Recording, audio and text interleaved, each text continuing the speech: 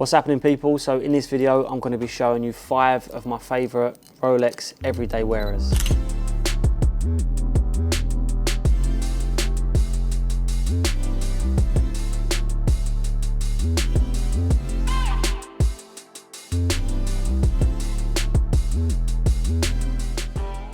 So up first, we've got the stainless steel Submariner. I've got it both here with a non-date version and the date. So the difference being literally the date version's got a date window. Out of the two, some people say the non-date looks a bit cleaner because it's not got a date on the dial. It's very symmetrical, but the date version is definitely a more popular model. So this is a great watch to get into as like your first sports model or even your first Rolex. Super popular. I'd say probably second most popular to the Steel Daytona. You're very safe with this and it's very easy to part exchange or sell whenever you need to. And apart from that, it's a good looking watch. For the non-date version right now, you're looking around the 12K mark, and for the date version, you're looking around the 14K mark. That's for new unworn.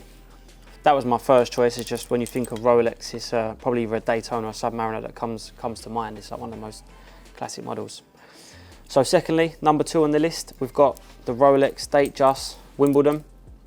I've got two 41mm stainless steel models here, both the fluted bezel and the steel bezel. The fluted bezel makes quite a bit more money than the steel. People prefer the look. It's a bit more money, but a much better seller. Steel bezel's still a very nice looking watch and a little bit more affordable. So for the steel bezel version, you're looking around the 10K mark, and for the fluted bezel around 12. Again, same as a sub. These have been super good news for a long time. The Wimbledon dial, definitely the most popular you can get in the Datejust. And yeah, for that reason it sells for the most, but definitely the most popular or seen as the best dial you can get in a Datejust. That's the Rolex Wimbledon. Next up on the list, definitely one of the most talked about watches in the last couple of months, the OP Tiffany 41mm. I kind of wanted to pick out a few watches that was a bit less money than all these big heavy bits everyone's posting constantly. And yeah, this is a bit more, we're creeping up a bit, but there's no denying it's a really good looking watch. I don't know whether it's because I know it's making the money it's making, so it's better looking because it's making strong money, or whether it is actually nice. But yeah, it's a lovely colour blue, the Tiffany dial they call it, or nickname it. So these got super low retail. These in Rolex are around 5K. You've seen people asking all crazy amounts online. Truthfully, for an unworn one, you're probably looking today around 25K to 30K mark. But yeah, this is in stock. Really cool watch. It's kind of pretty basic, but yeah, if someone sees it, they can see you kind of got something a little bit out of the ordinary or special on. And 41mm in the OP is obviously the best size, makes the most money. A lot more desirable than the 36 or the 31. So yeah, that's the Tiffany Blue OP 41.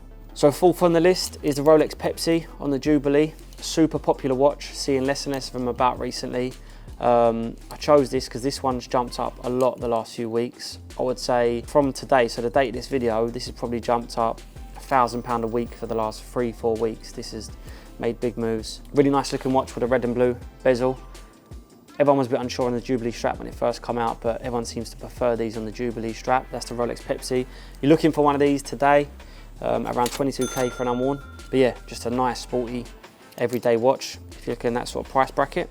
And lastly, it's one of my favourites. It's probably if I had to choose one of all the 5 models I've shown you to wear, it'd probably be this. The stainless steel Yacht Master 40 with a blue dial. You can get this in either rhodium grey with a bright blue ticker, which people really like, or the navy blue. The rhodium makes more money than the navy blue, but the navy blue is still super popular. I see very few of these about. I think this is just a perfect everyday watch. Nice and subtle, good looking. So for an unworn one of these today from us, you're gonna have to pay around 14,500, so 14,500. So yeah, it's a lot of money, but compared to a lot of other models now, I think it's decent value. So that's the Yacht Master 40 stainless steel with the blue dial. So that was my top 5 picks of the models we've got in stock for everyday Rolex wearers. Some real nice models in there, things from around 10K through to 25K. Like I said, personally, the Yacht Master does it for me. That's my favourite.